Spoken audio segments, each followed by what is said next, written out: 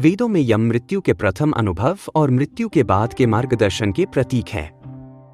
वे केवल मृत्यु के देवता नहीं, बल्कि उस अज्ञात लोक के प्रथम पथिक माने गए हैं जहां मनुष्य देह छोड़ने के बाद पहुंचता है।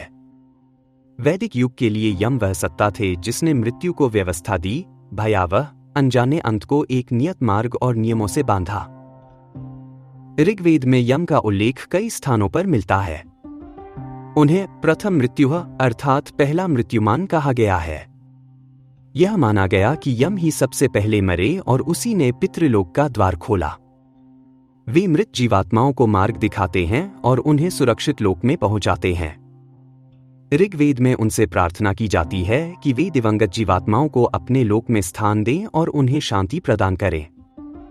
यम को पितरपति अर्थात पितरों के स्वामी भी कहा गया है। वे धर्म और न्याय के रक्षक हैं जो जीवन के बाद भी नियम बनाए रखते हैं।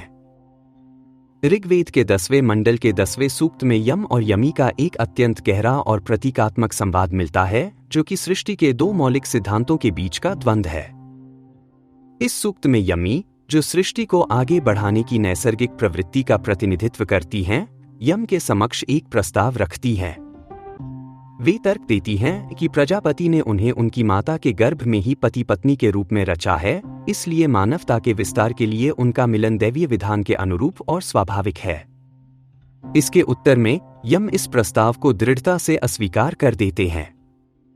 उनका तर्क यह है कि वे दोनों एक ही गर्भ से उत्पन्न होने के कारण भाई बहन हुए और इस प्रकार का संबंध स्थापित करना नैतिक और सामाजिक मर्यादाओं के विरुद्ध होगा। इस प्रकार इस संवाद में यम धर्म और सामाजिक व्यवस्था के पक्ष में खड़े हैं, जबकि यमी जीवन की सृजन प्रवृत्ति और अस्तित्व की जिजीविषा का प्रतीक है। प्रकृति की प्रवृत्ति और धर्म की मर्यादा के बीच का यही द्वंद्व और संतुलन जीवन की नींव बनता है। यजुर्वेद में यम को एक स्थापित देवता और दक्षिण दिशा के लोकपाल के रूप में वर्णित किया गया है। यज्ञ की विधियों में उन्हें एक विशिष्ट स्थान और आहुति दी जाती है ताकि वे प्रसन्न रहें। यजुर्वेदीय मंत्र उनसे याचना करते हैं कि वे मृत्यु को कोमल बनाएं, उसे अकाल न आने दें और जीवन के कर्मों के अनुसार न्याय करें। इस प्रकार यहाँ वे केवल मृत्यु के देवता नहीं, बल्कि यज्ञीय व्यवस्था और धर्म के अनुशासक भी हैं, जो मृत्योत्तर जीवन का संचालन करते हैं। अथर्ववेद में यम का स्वरूप और करुणामय हो जाता है।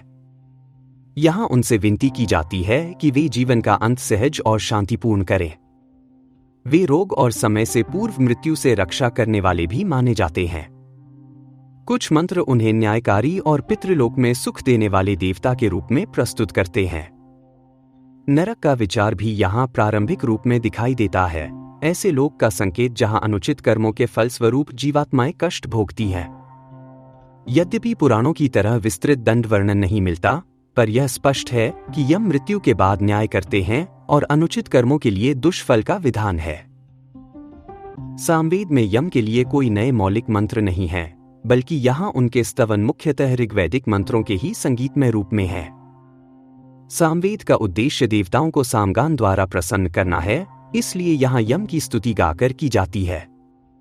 इन संगीतमय ऋचाओं में वे मृत्यु के पथ प्रदर्शक और पितृलोक के अधिपति के रूप में गाए जाते हैं, ताकि उनकी संगीतमय आराधना से वे प्रसन्न हों और जीवात्मा को परलोक में शांतिपूर्ण मार्ग प्रदान करें।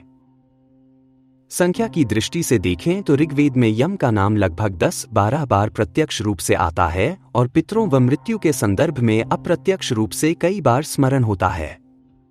यजुर्वेद और अथर्ववेद में भी उनका उल्लेख बार बार मिलता है, विशेषकर मृत्यु की व्यवस्था, न्याय और मृत जीवात्माओं के पथ प्रदर्शन के रूप में। यम के प्रतीक अत्यंत अर्थपूर्ण हैं। उनका पहला मृत्युमान होना बताता है कि मृत्यु कोई अराजक घटना नहीं, बल्कि एक नियत और पथयुक्त प्रक्रिया है। उनका पाश मृत्यु के अवश्यंभावी होने का प्रतीक है, जो हर जीवात्मा को अंततः अपनी ओर खींच लेता है। उनका दंड न्याय और नियम का संकेत है, जिसका तात्पर्य है कि मृत्यु केवल दैवी अनुशासन है, अन्याय या अराजकता नहीं।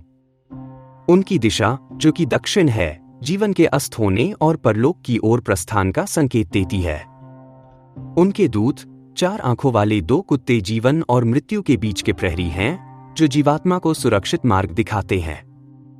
उनके पितरपति स्वरूप से यह भाव आता है कि हमारे पूर्वज उनके लोक में सुरक्षित हैं और वे ही मृत्यु के बाद की यात्रा के रक्षक हैं। पौराणिक काल में यम को धर्मराज और यमराज के रूप में देखा गया, अर्थात मृत्यु के अधिपति और कर्मफल देने वाले न्यायाधीश के रूप में। उनके साथ चित्रगुप्त का नाम जुड़ा, जो पौराणिक कल्पना का विस्तार है। लेकिन वैदिक यम अधिक गहन और दार्शनिक हैं, जो मृत्यु को नियम और व्यवस्था देने वाले प्रथम पथिक, पितृलोक के स्वामी और मृत्यु को भय के बजाय नियति और संतुलन देने वाले रक्षक हैं। यम का यह स्वरूप हमें स्मरण कराता है कि मृत्यु अंत नहीं, बल्कि जीवन के शाश्वत चक्र में संतुलन का पुनर्स्थापन है, एक ऐसा पथ जहां भय नहीं, केवल धर्म का प्रकाश साथ चलता है।